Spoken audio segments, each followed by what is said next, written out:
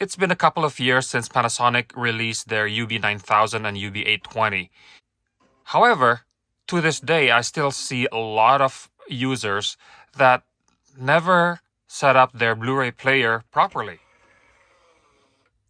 They're buying such a capable machine, however, not using them to the maximum of its ability. So that's why with this video, I would like to do a tutorial on how to set up the UB9000 and UB820 properly.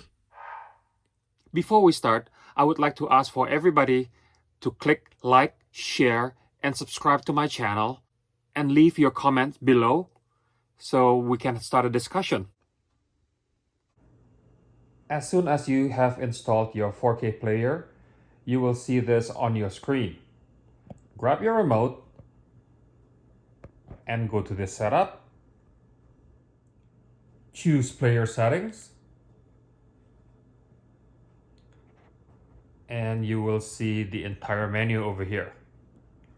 The main thing you have to do, once you get to this menu, you go to the output.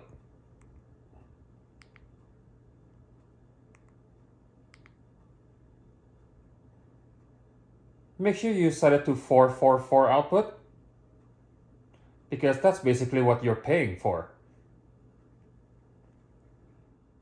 Panasonic players are really famous for their chroma upsampling capability.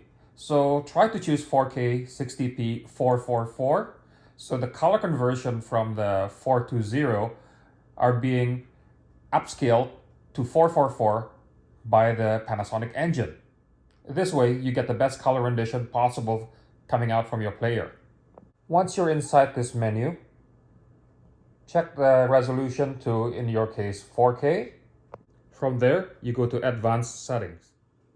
From here again, you go to Color Mode and choose the 444 again. Now, this is the most important part when setting up a Panasonic player. Go to HDR TV type, and then you choose which type of display you're using. You can use OLED, then you choose OLED, super high luminance LCD. That's if you're using something like the Sony Z9. Middle or high luminance LCD if you're using something like Sony X900. Or basic luminance LCD if you're using something like a projector. Or something like Samsung 7000 series TVs. From there, you go to audio.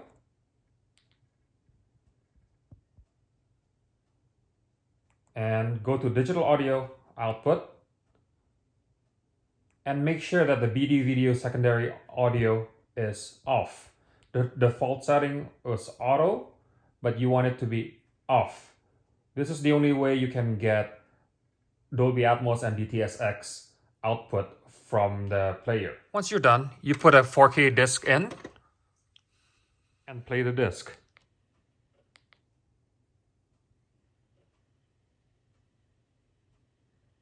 You play the movie. Once a movie with HDR playing, you press Option. And you will see this menu popping up.